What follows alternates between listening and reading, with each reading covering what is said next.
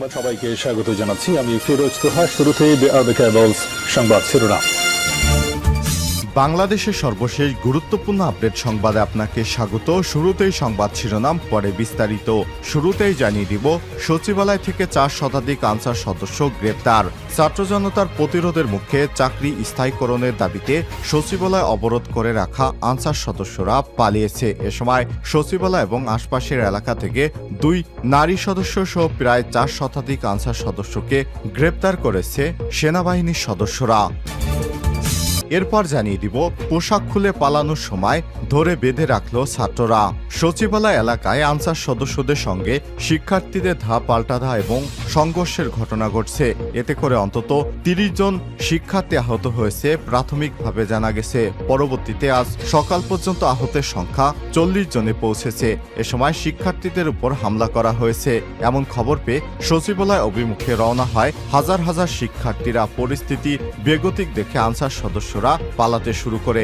এক পর্যায়ে দাগ খেয়ে আনসার সদস্যরা সচিবালয় ছেড়ে ক্ষমা চেয়ে পালাতে থাকে। শিক্ষার্থীদের চোখ ফাঁকি দিয়ে অনেকেই পোশাক খুলে পালানোর চেষ্টা করে। পোশাক খুলে পালানোর সময় আনসারের এক সদস্যকে ধরে বৈদ্যুতিক খুঁটির সঙ্গে বেঁধে রাখে বিক্ষুব্ধ শিক্ষার্থীরা।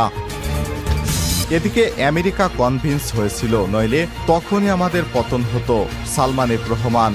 ডিএমপি নিউ মার্কেট থানায় দায়ের হওয়া হকার শাহজাহান আলী হত্যা মামলায় গত 13 আগস্ট গ্রেপ্তার হয়েছেন সাবেক শেখ হাসিনা প্রধানমন্ত্রীর বেসরকারি খাত বিষয়ক উপদেষ্টা সালমান এফ রহমানকে। তিনি এখন রিমান্ডে রয়েছেন। তিনি বলেছেন, আমাদের নির্বাচন ছিল অবৈধ। এই নির্বাচনে যুক্তরাষ্ট্র যদি ভারত দ্বারা কনভিন্স না হতো তখনই আমাদের পতন হয়ে যেত। শুধুমাত্র ভারতের কারণেই আওয়ামী লীগ সরকার এতদিন ক্ষমতায় ছিল। এদিকে বিএনপি সমমনাদের বৈঠক, সংকট নিরসন সহ সুষ্ঠু নির্বাচনের রোডম্যাপের আহ্বান।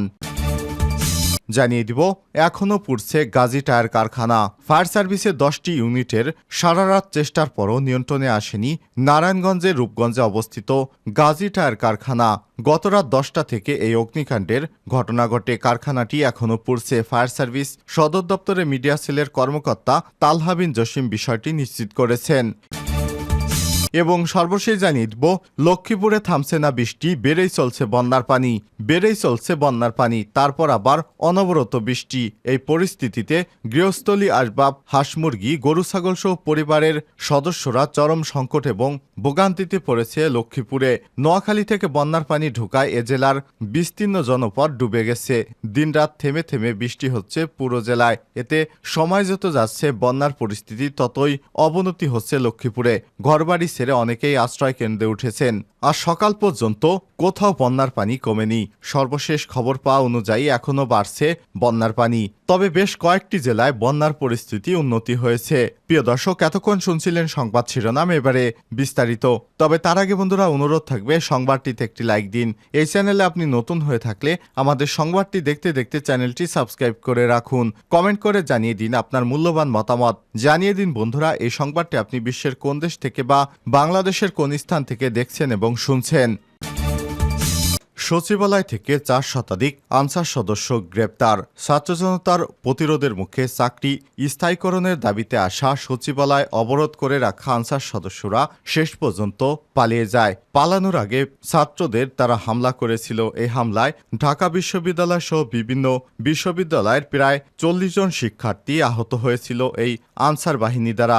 আনসার সদস্যরা শিক্ষার্থীদের মাথার উপরে ইট দিয়ে এবং তাদের ভারী ভারী জুতা দিয়ে, লাথি উষ্টা দিয়ে তাদেরকে ভয়ানকভাবে আহত করেছে। রোববার দিবাগত রাতে আটক আনসার সদস্যদের ঢাকার শাহবাগ, রমনা, পল্টন এবং মতিঝিল সহ আশপাশের থানায় নিয়ে যাওয়া হয়। রাত 2:30 পর্যন্ত সচিবালয় গেট থেকে আটক আনসার সদস্যদের পুলিশের পিজন ভ্যানে করে বিভিন্ন থানায় নিয়ে যাওয়া হয়। রাত 2টার দিকে সচিবালয়ের 2 নম্বর গেটে দেখা যায় যেসব আনসার সদস্য ছাত্র জনতার প্রতিরোধের মুখে পালিয়ে সচিবালয়ের ভেতরে অবস্থান নেন তাদেরকে সেখান থেকে বের করে এনে সড়কে দাঁড় করিয়ে রাখা হয়েছে। তাদের নিরাপত্তায় কাজ করছে সেনাবাহিনীর সদস্যরা। সে সময় তারা সর্বোচ্চ সতর্ক অবস্থায় ছিলেন। সকাল থেকে জাতীয় প্রেস ক্লাবের সামনে কয়েক হাজার আনসার সদস্য চাকরি রাজস্ব খাতে হস্তান্তরের দাবিতে সমাবেশ করছিলেন।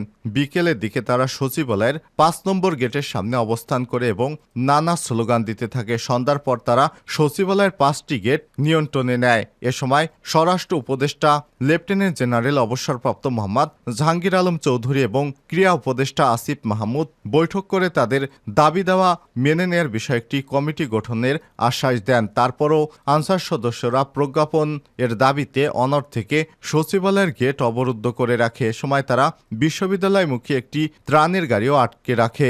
এক পর্যায়ে রাত 8টার দিকে সচিবালয়ে উপদেষ্টা এবং সমন্বয়কদের অবরুদ্ধ করে রাখার খবরে ঢাকা বিশ্ববিদ্যালয় থেকে শিক্ষার্থীরা মিছিল নিয়ে সচিবালয়ের উদ্দেশ্যে রওনা হয়। এ সময় আনসার সদস্যরা ইটপাটকেল ছুটতে থাকে শিক্ষার্থীদের উপর। এ সময় গুলিও চালায় আনসার সদস্যরা শিক্ষার্থীদের উপর। পরে ছাত্ররা শিক্ষা ভবনের দিকে সরে গিয়ে আনসার সদস্যদের স্থান ত্যাগ করার অনুরোধ করে, কিন্তু তারা স্থান ত্যাগ না করে উল্টো ছাত্রদের উপর তেড়ে আসে এবং গুলি ছুটতে থাকে। এক পর্যায়ে ছাত্ররা একত্রিত হয়ে আনসারদের ধাওয়া দিলে তারা দৌড়ে রাজধানী 0 পয়েন্টের দিকে সরে যায়। সেখানে আবার তারা সংগঠিত হয়ে ছাত্রদেরকে ধাওয়া করে। এতে উভয় পক্ষের মধ্যে ধাওয়া পাল্টা ধার ঘটনা ঘটে। এ সময় শিক্ষার্থীদের হাতে বাঁশের লাঠি স্টাম্প দেখা যায়। এই ঘটনায় আনসার সদস্য, সাংবাদিক এবং শিক্ষার্থী সহ অন্তত 40 জন আহত হয়েছে। খবর পেয়ে শিক্ষার্থীরা চারদিক থেকে মিছিল নিয়ে সচিবালয় অভিমুখে রওনা হলে আনসার সদস্যরা দৌড়ে পালাতে থাকে এবং কিছু সদস্যরা সচিবালয়ের ভিতরে প্রাণ ভিক্ষা চেয়ে অবস্থান করে। প্রত্যক্ষদর্শী একাধিক ব্যক্তি যুগান্তরকে জানিয়েছে সমন্বয়কদের সচিবালয় আনসার সদস্যরা আটকে রেখেছে। এমন খবরে ঢাকা বিশ্ববিদ্যালয় থেকে একাধিক মিছিল নিয়ে শিক্ষার্থীরা সচিবালয়ে আসে। শিক্ষা ভবন পার হওয়ার পরে আনসারদের দিক থেকে শিক্ষার্থীর উপর ইটপাটকেল এবং গুলি ছুটতে দেখা যায়। এতে মিছিলের সামনের দিকে বেশ কয়েকজন শিক্ষার্থী এবং সাংবাদিক বৃন্দ আহত হয়েছেন। পোশাক খুলে পালানোর সময় ধরে বেঁধে রাখল ছাত্ররা। সচিবালয় এলাকায় আনসার সদস্যদের সঙ্গে শিক্ষার্থীদের সংঘর্ষের এক পর্যায়ে সচিবালয় এলাকা থেকে পালানোর সময় এক আনসার সদস্যকে ধরে বৈদ্যুতিক খুঁটির সঙ্গে বেঁধে রাখে শিক্ষার্থীরা।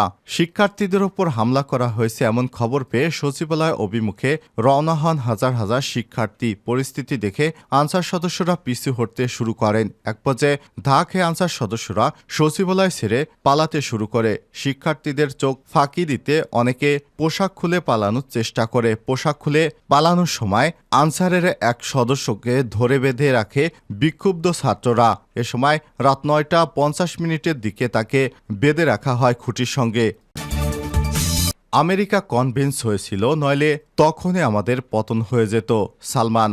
ডিএমপি নিউ মার্কেট থানায় দায়ের হওয়া মামলায় গ্রেপ্তার হয়েছে শেখ হাসিনার বেসরকারি বিনিয়োগ বিষয়ক উপদেষ্টা সালমান এফ রহমান।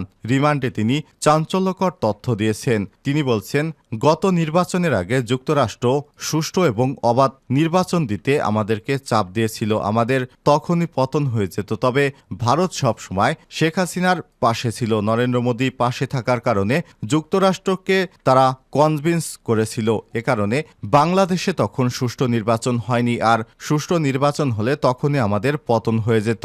উল্লেখ্য, ছাত্র জনতার অভ্যুত্থানের মুখে গত 5 আগস্ট বাংলাদেশ ছেড়ে পালিয়ে যায় শেখ হাসিনা। এরপর থেকে প্রতিনিয়ত গ্রেপ্তার করা হচ্ছে আওয়ামী লীগের বিভিন্ন স্তরের নেতাদের। তারা এমন চাঞ্চল্যকর তথ্য দিচ্ছে।